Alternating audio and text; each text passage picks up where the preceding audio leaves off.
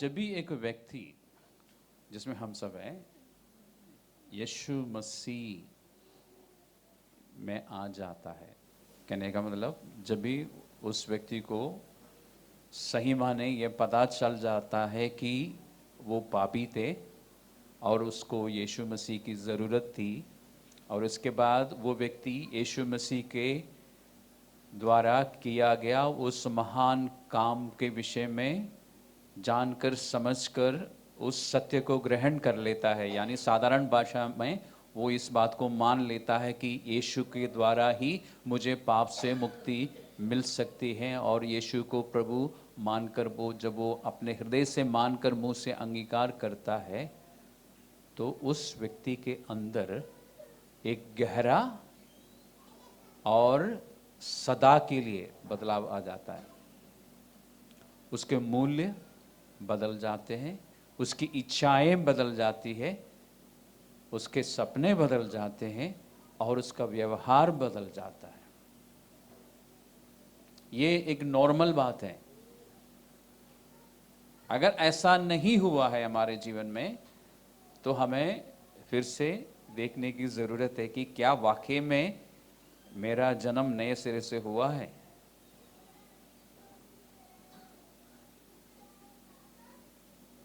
ये विचार करने की और सोचने की बात है। अगर मेरा जन्म नए सिरे से हुआ है तो मैं अंदर से बदल गया हूँ और बाहर दिखाई देगा, मेरे व्यवहार में दिखाई देगा, मेरी बातचीत में दिखाई देगा। बदलाव के लिए या अंग्रेजी में ट्रांसफॉर्मेशन के लिए आपको ज़्यादा कुछ करने की ज़रूरत नहीं है। एक आसान तरीका मैंने बताया था। अभी कुछ दिन पहले हमारे ही चर्च का एक यूथ से मैं बात कर रहा था फ़ोन में, और उस यूथ ने मुझे बताया कि उसके जीवन में एक पाप था जो करता गया और उसने सोचा कि बाकी सब कुछ मैं छोड़ सकता हूँ लेकिन इस पाप को नहीं छोड़ सकता। अब मैंने पूछा नहीं उससे कि कौन सा पाप है, वो मेरा काम नहीं था, लेकिन उसका कहना है कि एक दिन बाइबल पढ़ते पढ़ते एक बात उसी पाप को लेके उसने पढ़ा, उसके अंदर कन्विक्शन आया और उसने छोड़ दिया, और उसके बाद आज तक उसने वो पाप नहीं किया। क्या हुआ? जब वो बाइबल पढ़ रहा था, पहले तो उसने सोचा कि ये पाप तो बाकी सब कुछ तो मैं कर सकता हूँ, यीशु मसीह इसके लिए मत कहना मुझसे। ये उस व्यक्ति का विचार था जो उसने बोला, लेकिन बाइबल जब पढ़ रहा था अंदर चुभन महसूस हुआ, अंदर कन्विक्शन आया, उसने छोड़ दिया।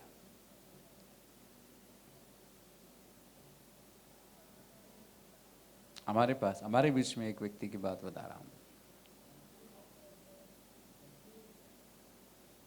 हम दूसरों की गवाहियां सुनते हैं और हम तालियां बजाते हैं और हैरान भी हो जाते हैं।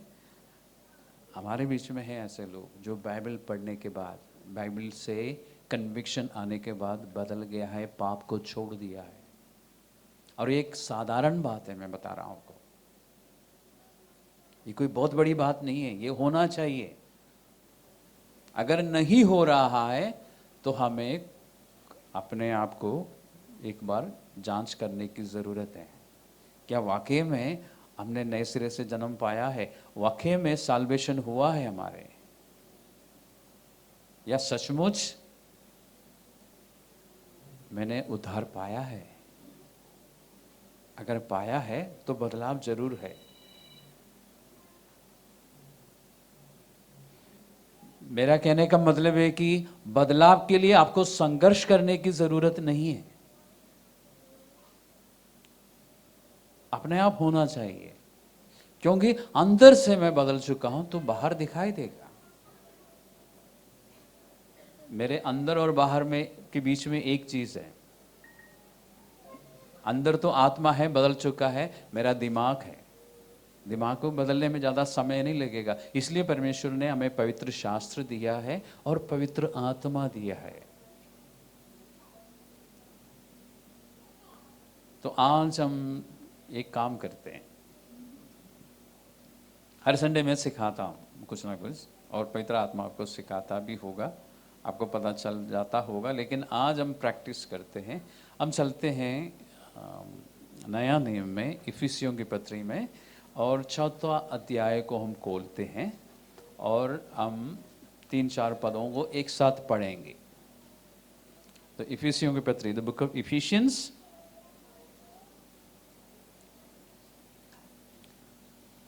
चौथा अध्याय, और मैं आपको बोलूँगा तब आप पढ़ना शुरू करेंगे। और मैं आपको फिर से बताता हूँ, बाइबल जब हम पढ़ते हैं तो पवित्र आत्मा हमें समझाता है और हमें सिर्फ हाँ करने की ज़रूरत है, हम बदल जाएंगे। यानी कंप्यूटर में ऑप्शंस आता ना, या सेल फोन में ऑप्शंस आते हैं ना, यस या नो, तो आपको यस बटन दबाना है। क्या करना है? यस दबाना है। मन से, हृदय की गहराई से आपको ये कहना है कि हाँ जी मैं ऐसा करूँगा। बदलना बहुत आसान है। आप बाइबल पढ़ते हैं, पवित्र आत्मा आपके अंदर बदलाव की शुरुआत करता है। इनिशिएशन होली स्पिरिट के हाथ में है, आपको ज़्यादा कुछ मेहनत करने की ज़रूरत नहीं है। प्रेरितों के कामों में हम देखते हैं ना कि लोगों ने विश्वास किया और एकदम बदलना शुरू किया। क्यों? क्योंकि और उनके पास पवित्र शास्त्र लिखित रूप में नहीं था। उन्होंने वचन सुना, नया जीवन के बारे में प्रेरितों से सुना, और उन्होंने क्या किया? यस बटन दबाया। उन्होंने कहा हाँ जी मैं तैयार हूं। उन्होंने दाएं बाएं नहीं देखा। इसलिए प्रेरितों के कामों को पढ़ते हुए हम हैरान हो जाते हैं कि ये इतनी जल्दी लोग कैसे बदल गए, उनके अंदर ये हियाव कहां से आया? क्योंकि वो वचन के अनुसार चलने के लिए एकदम राजी हो गए। तो हमें क्या करना चाहिए? हमें भी यस बटन दबाना है, याद रहेगा ना, यस यस। तो 4वां अध्याय को हम एक बार पढ़ते हैं, सब पूरा अध्याय को नहीं, सिर्फ 1 से लेके 6 तक हम पढ़ते हैं। आपके पास जो भी वर्जन है, मतलब इंग्लिश में बाइबल, इंग्लिश बाइबल यूज़ करने वाले के पास, आपके पास NIV हो या NKJV या फिर NLT, आप उसमें पढ़िए। हम हिंदी में पढ़ते हैं। तो एक बार फिर पढ़ें, इंग्लिश में और हिंदी में। हिंदी में पढ़ते हैं। इसलिए मैं जो प्रभु में बंदी हूं तुमसे विनती करता हूं। तो परमेश्वर का दास या पवित्र आत्मा हमसे विनती कर रहा है। देखिए, परमेश्वर हमें आज्ञा नहीं दे रहा है, यहां पर हमसे विनती कर रहा है, हमसे रिक्वेस्ट कर रहा है।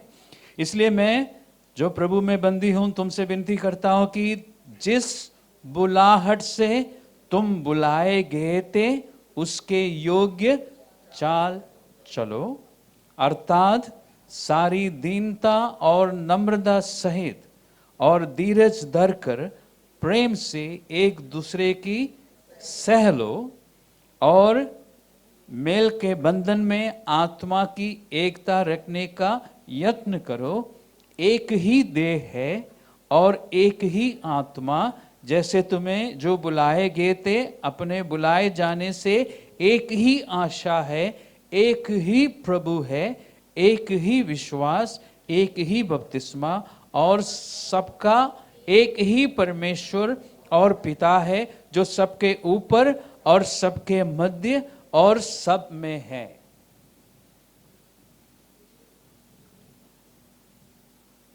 ये एक संपूर्ण विचार है। आपको एक बात समझाने के लिए बहुत सारी बातें बताई गई ताकि आप पूरी बात को समझ सके और फिर हाँ कर सके। और इंग्लिश बाइबल इस्तेमाल करने वालों ने पढ़ लिया होगा इंग्लिश में। ओके, तो आप हमने कितनी बार इस पैसेज को पढ़ा? कम से कम 2 बार पढ़ा ना।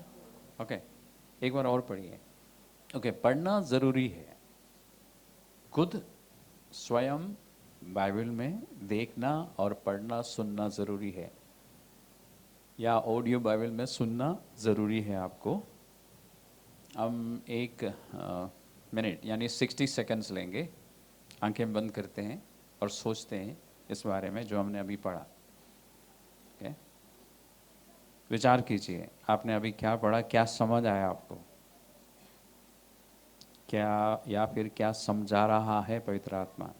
अब आप में से आप लोग बताइए, क्या पवित्र आत्मा ने समझाया आपको? कोई हिम्मत करके बताइए, क्या क्या नए सिरे से आपको आज समझ आया इस बात को पढ़ने के बाद?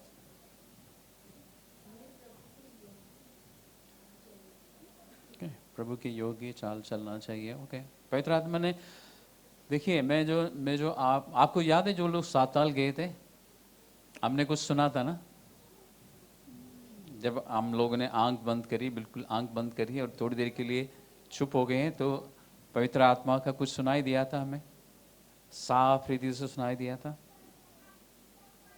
बाइबल पढ़ते समय भी आपको बिल्कुल आंख बंद करके विचार करना चाहिए, जो आपने पढ़ा है उसके बारे में पवित्र आत्मा समझाता है।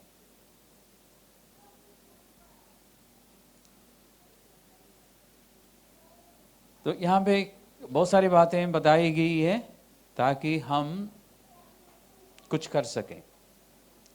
आपको बताया है कि आपकी बुलाहट के योग्य चाल चलना है, ये मुझे भी बताया गया है, हम सबको।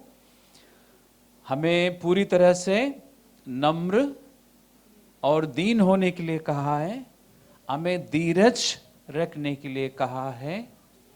और जब मैं इसको पढ़ रहा हूँ कि मुझे धीरज रखना है, तो मुझे एकदम याद आता है पवित्र आत्मा की सहायता से कि प्रेम की एक पहचान है ये। आप में से किसी को एकदम पवित्र आत्मा ने याद दिलाया था कि ये प्रेम की पहचान है। अगर आपके अंदर प्यार है तो धीरज है, प्यार नहीं है तो धीरज नहीं है। तो धीरज नहीं है तो इससे क्या समझ आया? आप प्यार में नहीं चल रहे हैं। गलतफहमी है मुझ में कि मैं बहुत प्यार करता हूँ, लेकिन अगर मुझ में धीरज नहीं है, और मैं कई बार अपने आप को पकड़ता हूँ, जब मैं इम्पेशेंट हो जाता हूँ, तो मुझे समझ में आता है कि मैं इस समय प्यार में नहीं चल रहा हूँ। अंदर प्यार है लेकिन चल नहीं रहा हूँ। कितने लोगों को ऐसा लगता है कि आपके नए सिरे से जन्म हुआ है, आपको उद्धार मिला है? कितने लोगों को ऐसा लगता है? आपको हाथ खड़ा करने की जरूरत नहीं। आपसे एक सवाल पूछता हूं, इसका मतलब आपके अंदर पवित्र आत्मा है ना? है ना? क्या आप हमेशा पवित्र आत्मा में चलते हैं? नहीं चलते। इसी तरह आपके अंदर प्यार है, मेरे अंदर प्यार है, अगर हमने नए सिरे से जन्म पाया है, लेकिन हम हमेशा प्यार में नहीं चलते।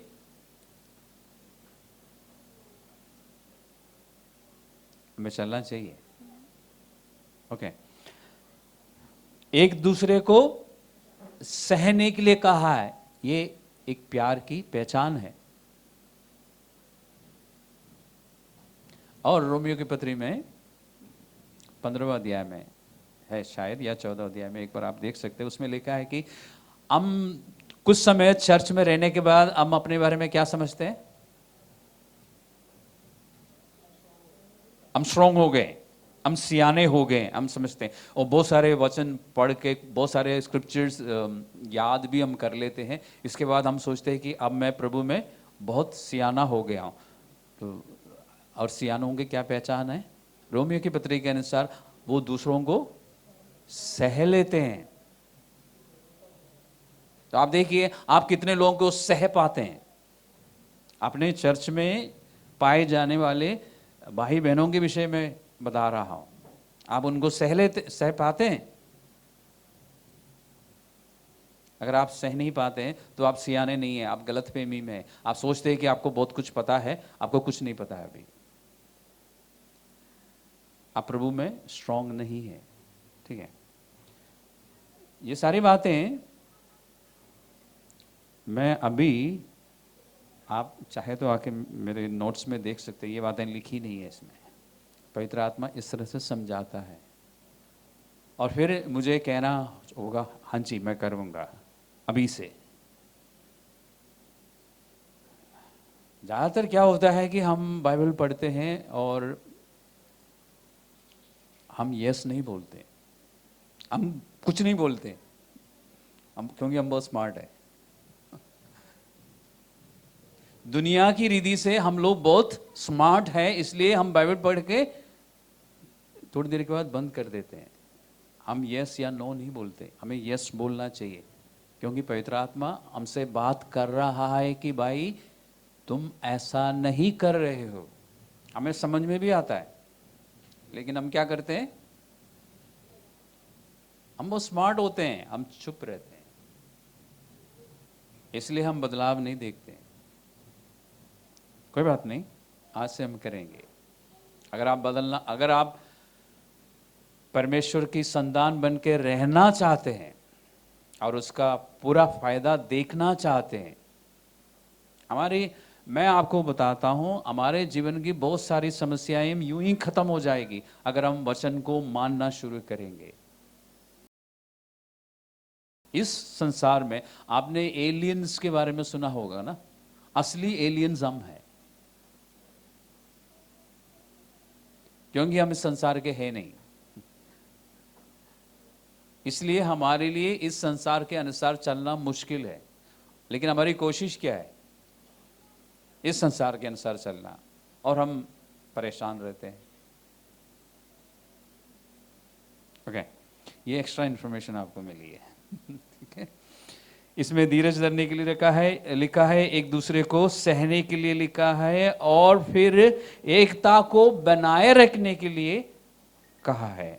ओके, और फिर आपको बताया कि एक ही देह है, एक ही आत्मा है, और हम सबकी एक ही आशा है, और हम सबके एक ही प्रभु है, एक ही विश्वास है, एक ही बपतिस्मा है, और एक ही परमेश्वर और पिता है जो सबके ऊपर है, जो सबके मध्य में है और सबके साथ भी है। सबसे पहली बात को देखते हैं। सबसे पहले यही लिखा ना कि जिस बुलाहट से तुम बुलाए गए थे उसके योग्य चाल चलो। तो इस वाक्य को पढ़ते हुए या इस पद को पढ़ते हुए पवित्र आत्मा ने कुछ समझाया या आपसे और कुछ पूछा? पवित्र आत्मा ने आपके मन में एकदम कोई सवाल आया, कोई समझ आई? आपको कहा है कि जिस बुलाहट से तुम बुलाए गए थे उसके योग्य चाल चलो। तो क्या कुछ सवाल आया आपके मन में? फिर से पढ़िए। तो लोग बुलाहट के विषय में जानना चाहते हैं कि मेरी क्या बुलाहट है।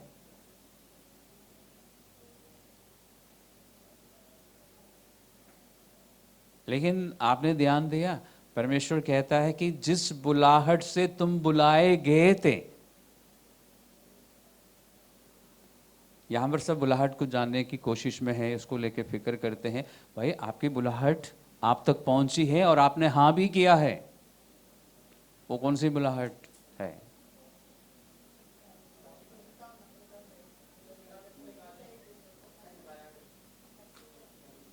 मीकू ने क्या बोला?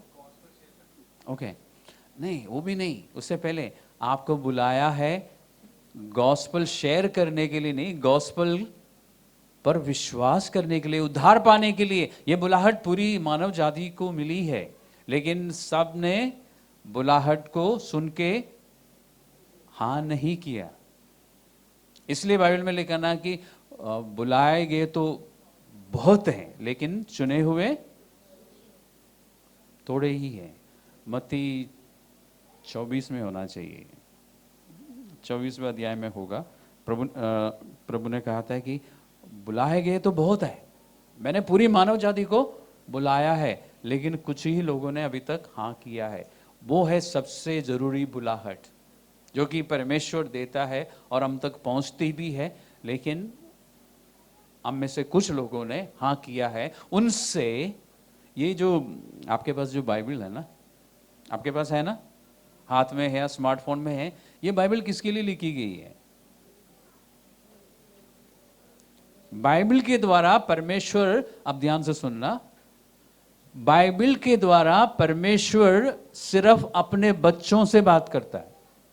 इसमें सारी बातें जो है ना हमारे लिए है, इसमें सिर्फ एक दो बातें हैं जो अविश्वासियों के लिए है। जैसे प्रेरित होंगे कामों के 17 या 18 में पौलुस एक बार प्रचार करता ना कि अनजान ईश्वर के बारे में, वहां पे अनजान उस यानी जिस ईश्वर के बारे में अभी पता नहीं है उसकी भी पूजा हो रही है, क्योंकि सबको पता है कि जितने ईश्वरों को हम जानते हैं उससे भी बढ़कर एक ईश्वर है, परम ईश्वर है। उसे हम जानते नहीं लेकिन उसके लिए एक वेदी तैयार करते हैं, क्योंकि एक न एक दिन हमें मिल जाएगा। मिल गया है। okay? तो उस जगह पे परमेश्वर एथेंस, वहां पे प्रचार करते हुए पौलुस कहता ना कि इसलिए अब परमेश्वर सभी लोगों को ये आज्ञा देता है कि मन फिराओ। वो अविश्वासियों के लिए है वो जो आज्ञा है, लेकिन बाकी सारी बातें बाइबल में जो है हमारे लिए है। ये ध्यान रखना, परमेश्वर हमसे बात कर रहा है। तो यहां पर परमेश्वर क्या कहता है कि जिस बुलाहट से तुम बुलाए गए थे उसके योग्य चाल चलो। हम तक बुलाहट पहुंची और हमने रिस्पॉन्ड किया है। उस बुलाहट में क्या है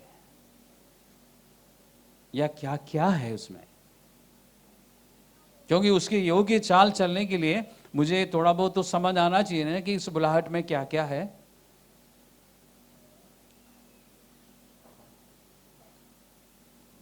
क्या आपको मालूम है साल्वेशन अंग्रेजी में और हिंदी में उद्धार या मुक्ति, इसमें आराम है। आपको मालूम है इसमें विश्राम है। There is a rest in salvation. कुछ क्लिक कर रहा है आपको? जब मैंने बोला कि इसमें विश्राम है, there is rest in salvation, तो कुछ याद आया आपको? प्रभु यीशु मसीह ने कहा ना कि हे सब परिश्रम करने वाले लोगों, ये सब बोझ से दबे हुए लोगों, मेरे पास आओ, मैं तुम्हें क्या दूंगा? यीशु मसीह क्या देता है लोगों को? साल्वेशन देता है, राइट? साल्वेशन में विश्राम है। संघर्ष से, हर तरह के संघर्ष से आपको आराम मिलता है साल्वेशन के द्वारा। यानी साल्वेशन जो ना एक संपूर्ण पैकेज है, उसमें बहुत सारी चीजें हैं और हमें समझना चाहिए कि इस मुक्ति में, इस उद्धार में क्या क्या है हमारे लिए। और परमेश्वर खुशी खुशी आपको और मुझको बताता है कि इसमें क्या क्या है। इसलिए इससे पहले कि हम उस बुलाहट की योग्य चलने के लिए कोशिश करें, हमें समझ आना चाहिए कि इसमें क्या क्या है, तब चलना आसान हो जाता है। तो अभी तो हम पहला पद में ही अटके हुए हैं, है ना? क्योंकि इस बुलाहट को जानना है, समझना है, इसमें क्या क्या है हमारे लिए। इस पत्री का, इफिसियों की पत्री का हमने 4 अध्याय से पढ़ना शुरू किया ना। ऐसा क्यों किया हमने? क्योंकि इसका पहला और दूसरा और तीसरा अध्यायों में इस उद्धार के विषय में है। इस पैकेज को परमेश्वर खोल रहा है पहला और दूसरा और तीसरा अध्याय में। अगर आप बुलाहट को समझना चाहते हैं, तो यानी इस उद्धार को समझना चाहते हैं या इस उद्धार में क्या क्या है मेरे लिए और आपके लिए, तो आपको क्या करना होगा? पहला, दूसरा और तीसरा अध्यायों को पढ़ना होगा। उसके बाद, यानी परमेश्वर यूं ही आपको अपने बुलाहट के अनुसार चलने के लिए नहीं कह रहा है, पहले आपको समझा रहा है कि इस बुलाहट में आपके लिए क्या क्या है। और उसके बाद सारी बातों को आपके सामने रखने के बाद आपने एक छोटा सा शब्द पढ़ा होगा उसकी शुरुआत में। कौन सा शब्द है वो? हिंदी में इसलिए लिखा ना, और इंग्लिश में डिपेंडिंग ऑन योर ट्रांसलेशन लिखा होगा सो या देन। एनआईवी में शायद देन लिखा है, या एनकेजीवी में शायद देयरफॉर। इसलिए, किस लिए? जो कुछ पहला अध्याय का पहला पद से लेके तीसरा अध्याय का आखिरी पद तक बताया गया है, इन सब बातों को ध्यान में रखते हुए अब मैं तुमसे विनती करता हूं कि उस बुलाहट के, कौन से बुलाहट, जिसके विषय में आपको 3 अध्यायों में समझाया गया है। यह परमेश्वर की फितरत है। परमेश्वर पहले शिक्षा देता है, समझाता है, और इसके बाद करने के लिए कहता है। तो इस बुलाहट में क्या क्या है?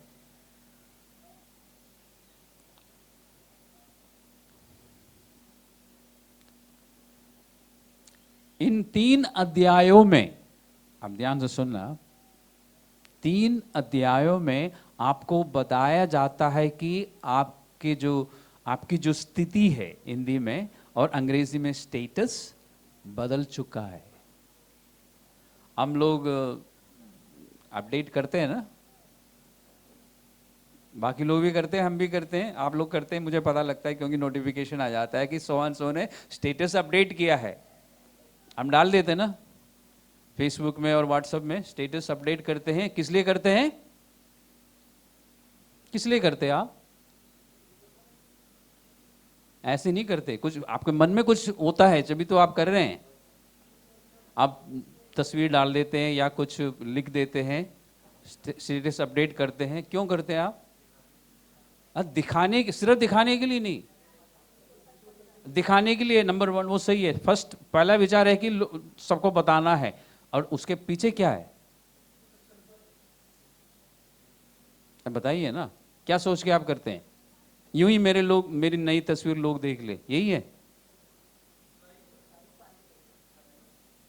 कुछ कमेंट्स आए, है ना, कुछ ट्रैक्शन हो, इसलिए करते हैं ना। फिर हम देखते हैं कितने लोगों ने स्टेटस को देखा और कुछ कमेंट किया। लोग पूछते, आप कहीं जाके कुछ तस्वीर डालते तो लोग पूछते, अरे कहाँ हो, ये कौन सी जगह पर है, पूछते हैं ना, तो आपको अच्छा लगता है। फिर आप लिखते हैं मैं सिंगापुर में हूं। मैं सही कह रहा हूं?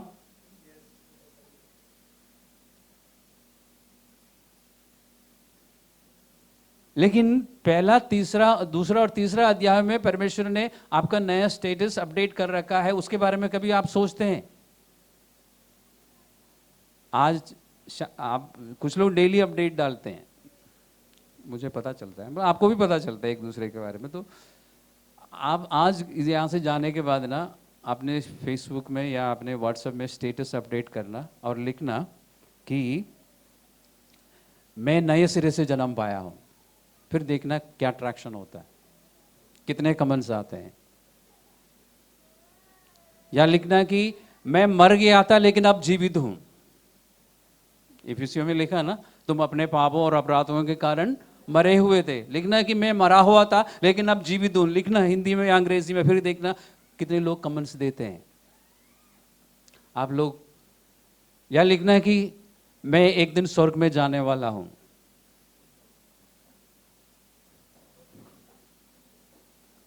या ये लिखना कि मैं स्वर्ग वापस जाने वाला हूं।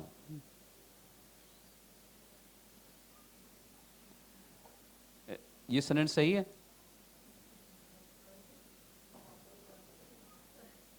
आपके पास बाइबल से आप पढ़ते रहते हैं, आप बताओ ये सेंटेंस सही है? मैं स्वर्ग में वापस जाने वाला हूं, सही है? तो स्टेटस में अपडेट कर दीजिए और देखिए, फिर लोग पूछेंगे ना आपसे, तब आप सुसमाचार बता देना उनको। अभी लोग हर हफ्ते प्रार्थना करते हैं कि हमें नए स्ट्रैटेजीज मिल जाए सुसमाचार बताने के लिए। स्टेटस अपडेट कर लीजिए, आपके लिए दरवाजा खुल जाएगा। लोग पूछेंगे ये क्या भाई, क्या मतलब है इसका? बताता हूं, 2 मिनट दीजिए, मैं बता देता हूं। फिर 2 मिनट में आप सुसमाचार सुना लीजिए, आपका काम खत्म। परमेश्वर ने आपका स्टेटस बदल दिया है, लेकिन हमें अभी पूरी तरह से नहीं समझ आया। हम अभी पुराने विचारों में चल रहे हैं।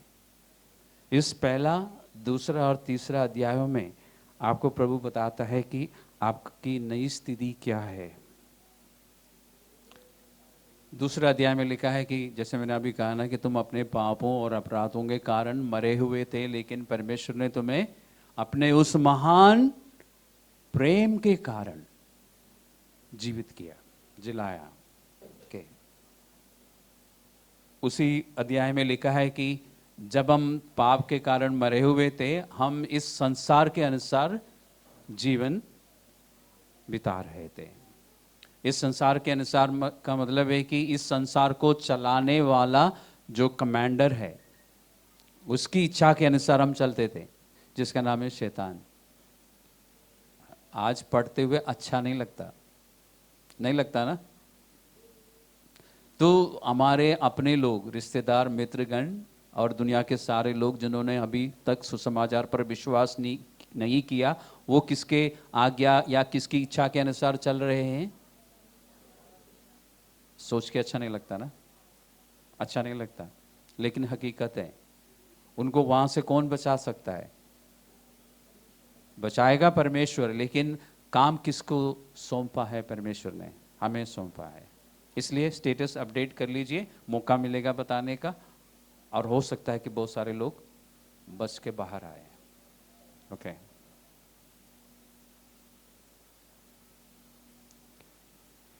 इसमें लिखा है कि अब मसीह में हम मरे हुए नहीं हैं, जीवित है, और हम परमेश्वर के घराने के सदस्य हैं। सुन के अच्छा लगता है ना? हम परमेश्वर के घराने के सदस्य, we are members of the household of God. एक समय ऐसा था सिर्फ यहूदी लोग परमेश्वर के घराने के थे, हम सब बाहर थे। लेकिन अब हम अंदर है, परमेश्वर के घराने में हैं। स्टेटस अपडेट कर लीजिए अब। और क्या है? परमेश्वर ने हमें स्वर्ग के सारी आशीषों से आशीषित किया है। Status update.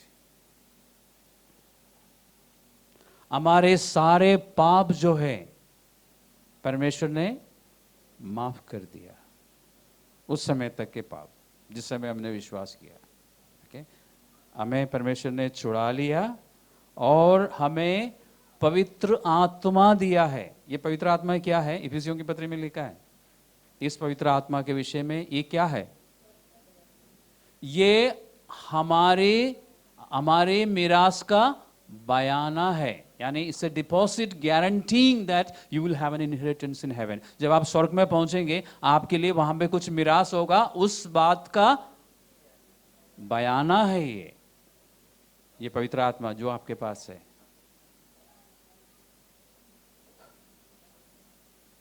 आप स्टेटस को अपडेट कर रहे हैं ना? पुराने विचारों से बाहर निकलने का समय आ गया है। दूसरा अध्याय में लिखा है कि हम उसके मास्टरपीस हैं। इस तरह की बहुत सारी बातें हैं, मैं तो कुछ बातें आपको बता रहा हूं। शायद दूसरा अध्याय में ही लिखा है कि हम उसके साथ स्वर्गीय स्थानों पर बैठे हैं। हम इस पृथ्वी में रहते जरूर हैं, दिल्ली में हैं फिलहाल, लेकिन असलियत में हम कहाँ बैठे हैं? स्वर्गीय स्थानों पर परमेश्वर की दाहिनी ओर बैठे हैं हम।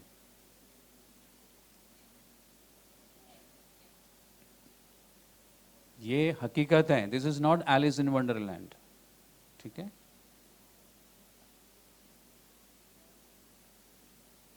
ये आत्मिक हकीकत है हमारे विषय में। ये सारी बातें हमारी बुलाहट में हैं। इन सारी बातों को समझने के बाद परमेश्वर कहता है कि इस बुलाहट के योग्य चलो। हमारे पास अधिकार है ना? अभी मैंने बोला, आपने पढ़ा नहीं, बोला कि हम स्वर्गीय स्थानों पर बैठे हैं, परमेश्वर के दाहिनी ओर बैठे हैं। दाहिनी ओर किस बात को दर्शाता है? बहुत सारी बातों को दर्शाता है, उनमें से एक है अधिकार। जब हम अधिकार के विषय में बात करते हैं तो आपके मन में एकदम कैसी तस्वीर आती है? क्या चित्र आता है? एकदम क्या इमेज? आपके पास अधिकार है ना? पक्का? आप लोगों के पास अधिकार है? मैं मसीही लोगों से पूछ रहा हूं, है? तो क्या है? कौन, क्या अधिकार है आपके पास? एकदम आपके मन में क्या आता है वो बता दीजिए, सोचिए मत। क्या? नहीं, पावर वो क्या है? एक उदाहरण तो बता दीजिए। ओके, शत्रु के सारे सामर्थ्य पर आपका अधिकार है। और क्या? और क्या अधिकार? आप अधिकार के विषय में और क्या मालूम है आपको? ओके, बीमारों पर हाथ रखेंगे वो चंगे हो जाएंगे। ओके, और I can do everything through Christ. Okay, तो बीमारों पर हम हाथ रखेंगे यानी बीमारियों पर हमारा अधिकार है, शत्रु के सारे सामर्थ्य पर हमारा अधिकार है। इतना ही हमें समझ आता है फिलहाल। एक मिनट, ये किसने बोला? हम परमेश्वर की संतान है। ये सिर्फ एक जन के पास आया है ना? हमारा मन कहां को जाता है जब हम अधिकार के विषय में बात करते हैं? हम बीमारों पर हाथ रखेंगे वे चंगे हो जाएंगे, दुष्ट आत्माएं निकल जाएंगी। ये सही है, गलत नहीं है। लेकिन अधिकार के बहुत सारे पहलू हैं और उन पहलुओं में से सबसे महत्वपूर्ण पहलू है कि हम परमेश्वर की संतान है। यूहन्ना का पहला अध्याय का 12वां पद में यीशु मसीह ने कहा था ना कि जितनों ने उस पर विश्वास किया उनको ये अधिकार मिला है कि वे परमेश्वर की संतान है, जिसमें कभी कोई बदलाव नहीं आता। एक बार आप परमेश्वर के संतान बन गए तो आप परमेश्वर की संतान है। दुनिया के सारे लोग क्या है?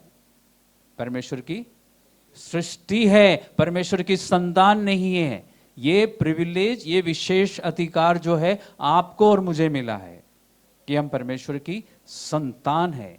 कभी बैठ के सोचिए, आपके पास समय कम होता है इसलिए कह रहा हूं, कभी थोड़ा सा समय निकाल के बिजी स्केड्यूल से 2 मिनट 3 मिनट बैठ के सोचना, सिर्फ सोचना कि परमेश्वर की संतान होने का मतलब क्या है। सोचना, आपको बहुत कुछ समझ आएगा, पवित्र आत्मा बात करेगा। परमेश्वर की संतान होने का मतलब क्या है?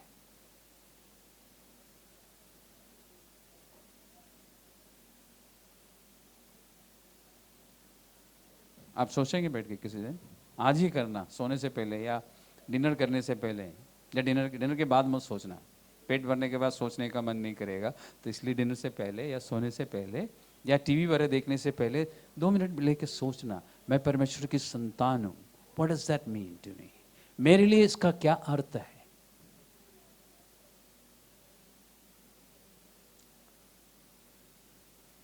आप सोचेंगे? भूल मत जाना, 2-3 मिनट सोचना, आपको समझ आएगा कि मैं परमेश्वर की संतान हूं। मेरे लिए क्या अर्थ है इसका? मैं परमेश्वर की संतान हूं, परमेश्वर मेरा पिता है, क्या अर्थ है इसका? तब आप बदलना शुरू करेंगे, आपके विचार बदल जाएंगे, आपकी समझ खुल जाएंगी और फिर आपके व्यवहार में फर्क दिखाई देगा। आपकी इच्छाएं बदलती जाएंगी और आपके सपने बदल जाएंगे। इब्रानियों 4 का 16 आप में से लगभग सभी लोगों को पता है कि आपसे आप परमेश्वर के अनुग्रह के सिंहासन के पास जा सकते हैं। ये एक अधिकार है जो आपके पास है। हमारा दिमाग जाता है बीमारों पर हाथ रखने पर और दुष्ट आत्माओं को निकालने पर, लेकिन आपने देखा है कि कई बार आपने बीमारों पर हाथ रखा और कुछ नहीं हुआ। ऐसा भी हुआ ना? लेकिन कई बार आपने बीमारों के लिए प्रार्थना की और वो ठीक भी हुए। लेकिन ये जो अधिकार आना है कि मैं परमेश्वर की संतान हूं, उसमें मुझे कुछ करने के लिए है नहीं, वो हो चुका है। स्टेटस अपडेट हो चुका है बहुत सालों पे, बहुत समय पहले, बहुत सालों महीनों पहले, जिस दिन मैंने यीशु मसीह पर विश्वास किया था। मुझे आजमा के देखने की जरूरत नहीं है कि मैं यीशु मसीह की परमेश्वर की संतान हूं या नहीं। मैं हूं अगर मैंने उद्धार पाया है। मैं ही आपसे स्वर्ग के सिंहासन के पास जा सकता हूं। कभी भी, जब भी मेरा मन करे। अब एक सवाल है, उस बुलाहट की योग्य चाल चलने के लिए लिखा है ना, क्या इसके अनुसार आप चलते हैं? मैं चलता हूं? क्या मैं पिता के पास जाता हूं? उस बुलाहट की योग्य चाल चलने के लिए कहा है ना, उस बुलाहट में, उस पैकेज में ये अधिकार है। आप जब भी आपका मन करे, आप लोग सब यही है ना, जब भी आपका मन करे आप जा सकते हैं। क्या आप जाते हैं? ये आपसे आने के लिए आपको कहा है, तरतराते हुए, डरते हुए नहीं। आप जाते हैं? आपकी सारी बातों को लेके आप जाते हैं पिता के पास? इफिसियों के 4 अध्याय में 1 पद में हमने पढ़ा कि उसकी बुलाहट की योग्य चाल चलो। और मैंने आपको बोला उस बुलाहट के बारे में पहले जानना चाहिए, तभी हम चल सकते हैं। अभी हमने देखा कि हमारे पास अधिकार है, हम परमेश्वर की संतान हैं। जब आपने ये सुना, आपके मन में एक खुशी आई? आपको कुछ फर्क पड़ा या कुछ भी फर्क नहीं पड़ा? सोचिए, देखिए, हम परमेश्वर की संतान हैं।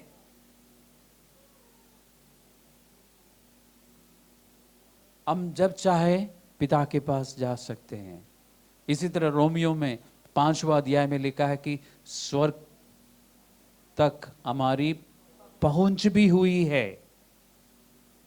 और वहां पे ये भी लिखा है कि अब हम परमेश्वर के दुश्मन नहीं है। पढ़ा है आपने? ये इसी पैकेज में है। आपको अलग से खरीदने की जरूरत नहीं है, इसी में इंक्लूडेड है। परमेश्वर के साथ आपकी दुश्मनी खत्म। कभी ना हाफ सेकंड लगा के सोचना, परमेश्वर से दुश्मनी रखने का क्या मतलब है? आप सबके कोई ना कोई दुश्मन है ना इस दुनिया में। कम से कम एक दुश्मन तो होगा। आपके घर के बाहर कोई ना कोई दुश्मन होगा ना। नहीं हो तो बहुत अच्छी बात है, लेकिन ज्यादातर कोई ना कोई होता है। किसी को आपसे दुश्मनी होगी। आप तो बहुत अच्छे हैं, आप किसी से दुश्मनी नहीं रखते, लेकिन कोई ना कोई आपसे दुश्मनी रखता होगा। और आपको पता है कि कितनी तकलीफ होती है ना, किसी के साथ दुश्मनी होने से। मैं सही बोल रहा हूं? ओके। अब परमेश्वर से दुश्मनी रखना, उसमें कितना खतरा है, कभी सोचा है आपने? परमेश्वर ने आपके लिए डिक्लेयर किया कि तुम मेरा दुश्मन हो ना। वो डिक्लेरेशन पे बहुत पहले से जारी है, एक दिन आके वो खत्म हो गया, कैंसल हो गया। जिस दिन आपने यीशु मसीह पर विश्वास किया, परमेश्वर और आपके बीच में मित्रता है। लेकिन उससे पहले आप परमेश्वर के दुश्मन थे। बल्कि बाइबल में लिखा है कि स्वभाव ही से तुम क्रोध की संतान थे,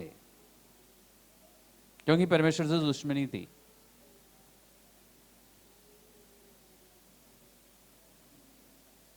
ये सब कौन समझाता है? अब बाइबल पढ़िए, पवित्र आत्मा समझाता जाएगा, और फिर कन्विक्शन आएगा, और फिर आप क्या करेंगे? यस बटन दबाएंगे।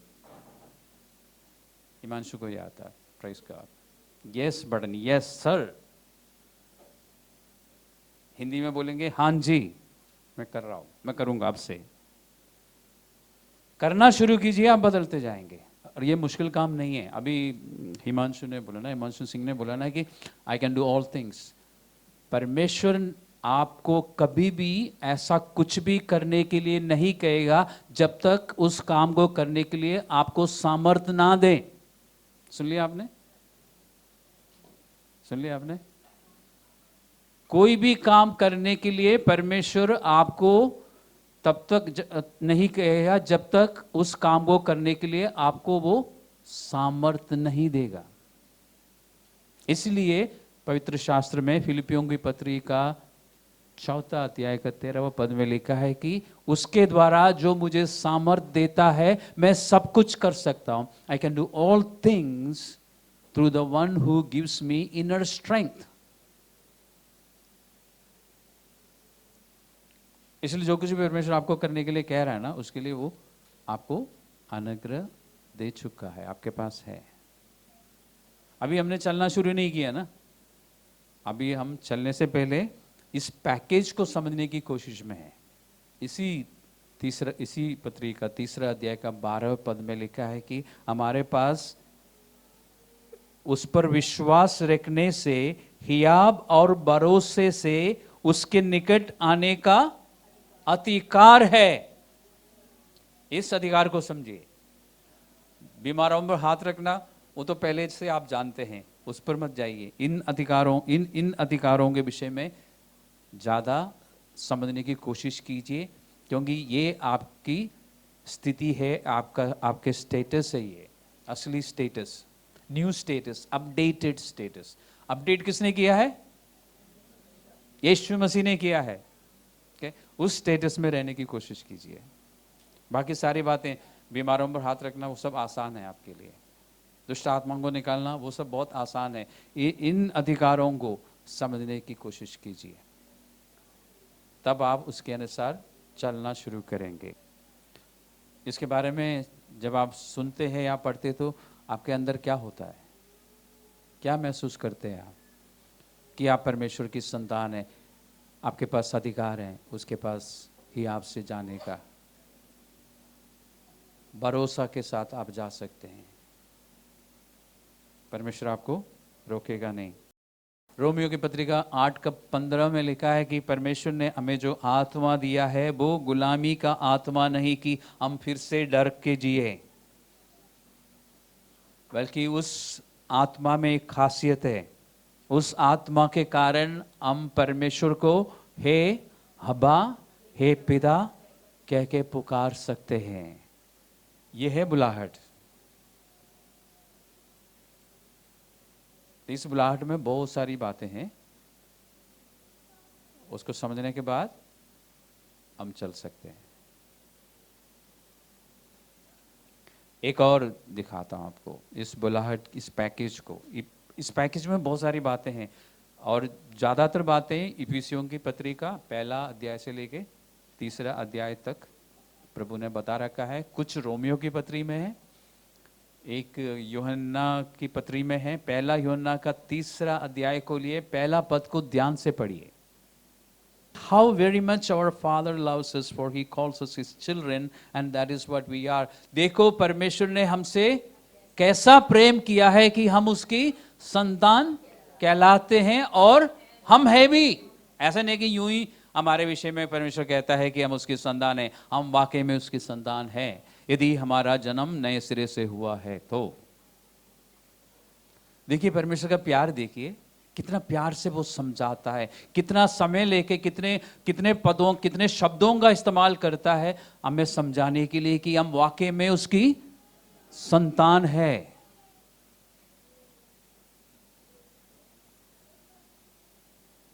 इसलिए जब आपको पता चल जाता है कि आप परमेश्वर की संतान है, आपको परमेश्वर के सिंहासन तक पहुंच है और आप परमेश्वर के दुश्मन नहीं है, परमेश्वर के साथ मित्रता है, मेल मिलाप हो चुका है, और आप अपनी सारी प्रार्थनाएं, सारे निवेदन धन्यवाद के साथ उसके पास लेके जा सकते हैं। और जब आप ऐसा करते हैं तो परमेश्वर की शांति आपको घेर लेती है। कितनी बार हम गलत प्रार्थना करते हैं कि परमेश्वर हम सबको शांति देना, प्रार्थना करते हैं ना, हमारे चर्च के सारे लोगों के परिवारों में शांति बनी रहे। हम गलत तो नहीं कर सकता, लेकिन परमेश्वर ने तरीका बताया शांति लाने का कि तुम सारी बातें मेरे पास लेके आओ, सारी प्रार्थना, सारे निवेदन, सारी विनती, जो कुछ भी ये लेके आओ, सारी शिकायतें, और तब मेरी शांति तुम्हें घेर लेगी। हम शॉर्टकट मारना चाहते हैं, परमेश्वर शांति दे दे। हम परमेश्वर की उस बात को मानना नहीं चाहते। परमेश्वर ने क्या कहा है? जो भी बात है मेरे पास लेके आओ, मुझे बताओ, शांति मिल जाएगी। शांति मिलने क्या, शांति चारों तरफ से तुम्हें घेर लेगी। कितना अच्छा एक्सपीरियंस होगा। इसलिए आपने देखा होगा कि जो लोग प्रार्थना करते हैं, जो लोग प्रार्थना में रहते हैं, वो जो प्रार्थना करके जब बाहर को निकलते तो बहुत खुश होते हैं। आपने देखा होगा। प्रार्थना करने वालों से कभी मुलाकात हुई है आपकी? टकराव हुआ है क्या? खुद जो प्रार्थना करते हैं, आप लोगों को पता है ना, 1 घंटा बैठ के प्रार्थना करने के बाद निकलते तो चेहरे बिल्कुल लाल होते हैं, खिले हुए चेहरे होते हैं, बहुत खुशी होती है, जमीन में नहीं होते हैं। क्यों? क्योंकि शांति में है। जब मन में शांति है तो किसी भी चीज की चिंता नहीं है, परवाह नहीं है। इंडिया पाकिस्तान लड़ाई चल रही है लेकिन आपको कोई फर्क नहीं पड़ रहा है। क्यों? आपके मन में शांति है। आपको पता है कि परमेश्वर को सब कुछ पता है। परमेश्वर को मेरी भी परवाह है, मेरे देशवासियों की परवाह है, और मैंने प्रार्थना की है, पिटीशन लगा दिया है, वो ऊपर तक पहुंच गया है, शांति है कम से कम 4-5 घंटे तक। उसके बाद आप जमीन में नीचे उतरते तो फिर अशांति है, तो फिर प्रार्थना करने की जरूरत है। मैं आपको हकीकत बता रहा हूँ, जीवन की रियलिटीज बता रहा हूँ। जब आपको मालूम है कि परमेश्वर की ओर से आपको हमेशा अनुग्रह और करुणा मुफ्त में मिल सकती है, जब आप हियाव से उसके पास जाते हैं, जब आपको पता है कि इस तरह से शांति आपको घेर लेती है, जब आपको पता है कि आप उसे पिता, हे अब्बा कह के पुकार सकते हैं, आपके अंदर शांति है और आराम है। यीशु मसीह ने कहा ना कि मेरे पास आओ, मैं तुम्हें शांति दूंगा। ये शांति, ये विश्राम, ये आराम, ये सब कुछ जो है आपका उद्धार का पैकेज में है। ये सब जानने के बाद अब हम उसके योग्य चाल चलेंगे। कैसे? अभी हम दूसरे पद में जाएंगे अगले संडे को। अभी फिलहाल हम क्या करेंगे, इस बात को समझते हुए कि हम उसकी संतान है, वो हमारा पिता है। मैं कभी भी जा सकता हूँ, ही आपसे जा सकता हूँ, मैं हर बात को लेके उसके पास जाऊंगा, उस बुलाहट के योग्य चाल चलूंगा। यहां से हम शुरू करते हैं। यस बटन प्रेस करेंगे और आराम और शांति पाएंगे। आप करके देखिए, आपके पास हमेशा शांति होगी, आपको हमेशा वो रेस्ट मिलेगा। मैं नहीं कह रहा हूं कि आपकी सारी प्रॉब्लम्स हट जाएगी, लेकिन आपके पास शांति होगी। प्रॉब्लम्स जो है, समस्याएं जो है, परमेश्वर के अपने समय पे हटेगी, लेकिन आपके पास शांति होगी, आराम होगी। आत्मिक जीवन का साधारण भाषा में आप मजा लेंगे।